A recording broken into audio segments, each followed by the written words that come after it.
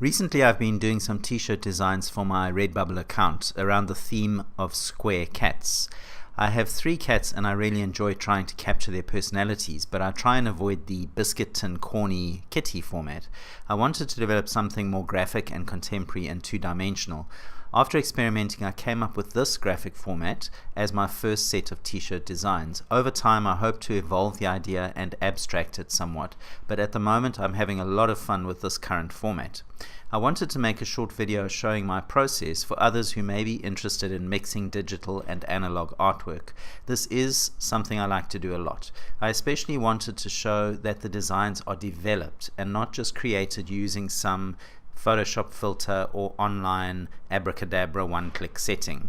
There may be an easier way of achieving my final outcome, but for me the process is just as important as the outcome, and especially part of the fun. My final designs go up on my recently established Redbubble account, where anyone can order them on a range of paraphernalia, from t-shirts to coffee mugs to phone covers and cushions. So once I have an acceptable photo of my cat subject, in this case Oliver Twist, a friend's cat, he's a lovely, adorable, fluffy cat, I need to crop and straighten the image. Ideally the photo should be face on. I place the photo into a document in Affinity Photo for iPad. Here I position, transform and straighten the photo and then crop it. I have already set up a 4x4 grid on this document in a layer. I position the photo below the grid so that I can use the grid as reference when sketching. Once I am happy, I save the composition to my iPad images and use this as a reference for hand sketching.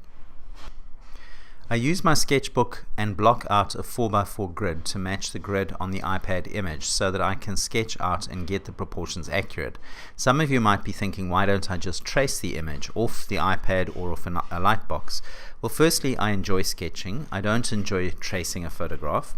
I feel that tracing can make an artist lazy, and I want to always be fine-tuning my sketching skills and getting better.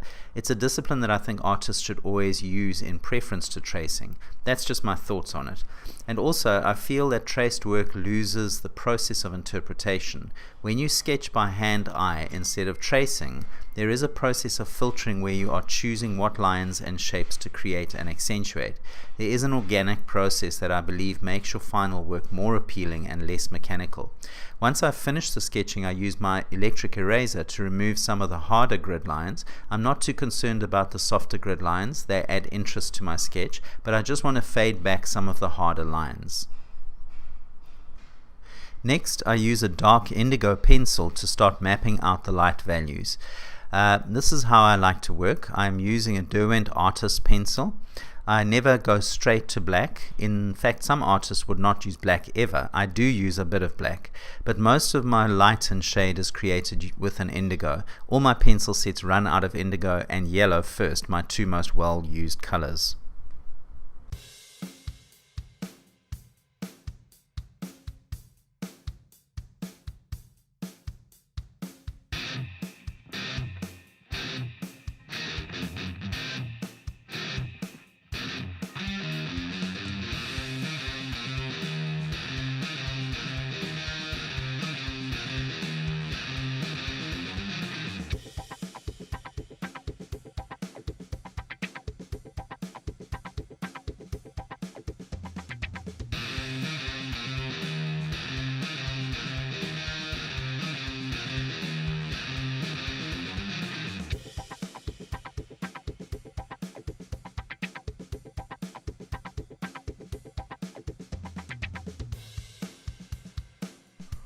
Next, I start applying color. I often start with yellow as an undercoat. Here for the eyes I use yellow and then a lime green on top of that. Oliver's eyes in the photo do not have a lot of shading and highlights, so for the shading it's quite flat for this particular case. Then I continue with applying some black to the darkest areas, followed by a couple of beige and brown shades to build up the fur color.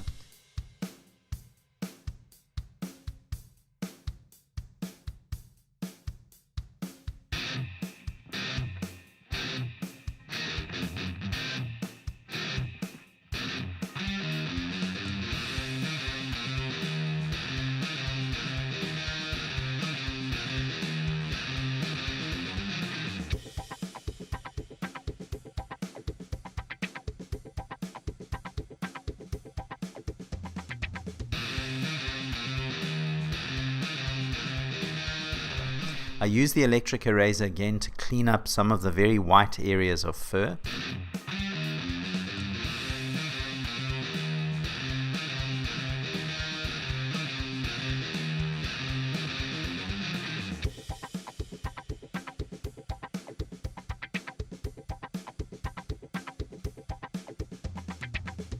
Then I use a white pencil. It doesn't do much, but it can soften some areas and lighten them up a little bit. To finish the sketch, I use a white gouache and a fine brush to put in the whiskers and a few strokes here and there.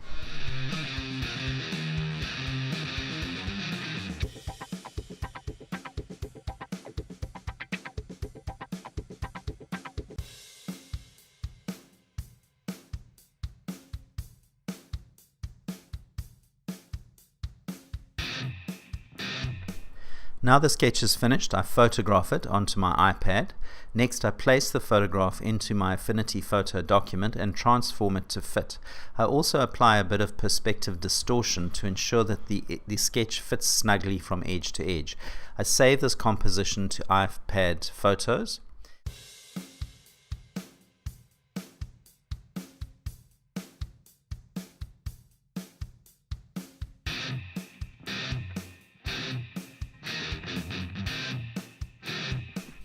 Then I switch to one of my favorite iPad apps, Graphic. This is a vector drawing and design application and is the iPad answer to Adobe Illustrator.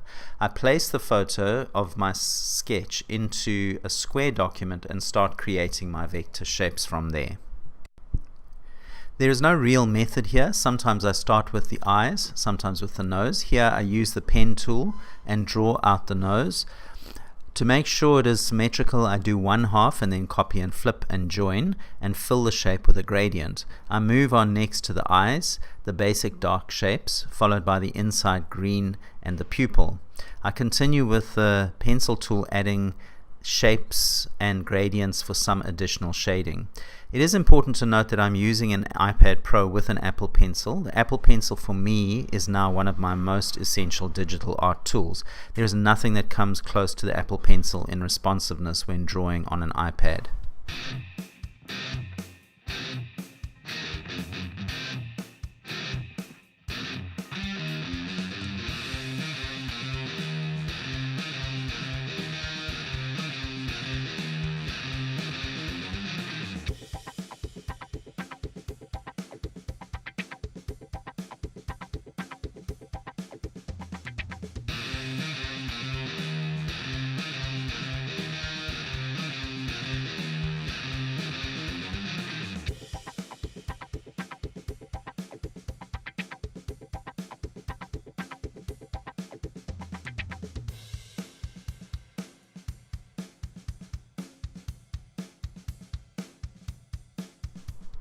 Next, I create a background underlay of color in a beige gradient. On top of this, I use my sketch as reference to draw out the shapes of the darkest values.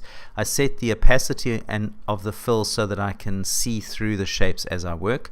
Once completed, I hide the sketch layer and move the shapes into the final layer and experiment with blending modes and opacity until I like the result.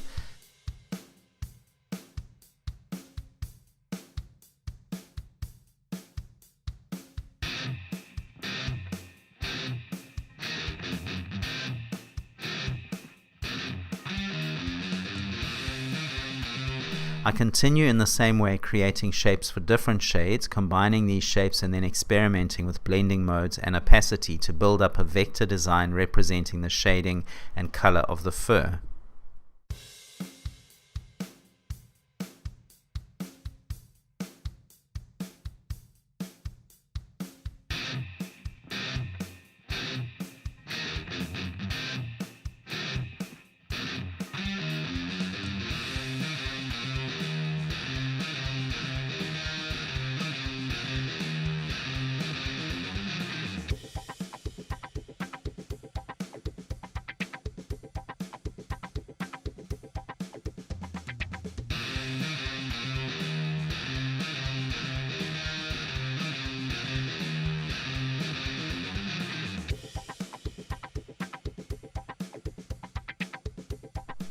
The final stage is using the brush tool to create a few lines of black and white to accentuate some edges around the eyes and the nose, and of course to create the whiskers.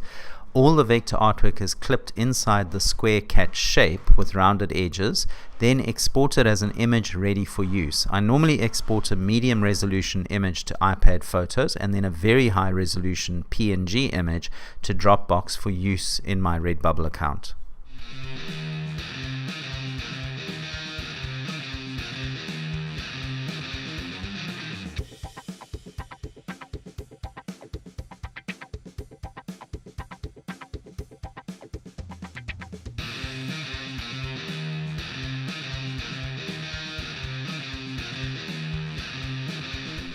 Finally, I log into my Redbubble account and upload my new image and then edit the positioning of it on various products.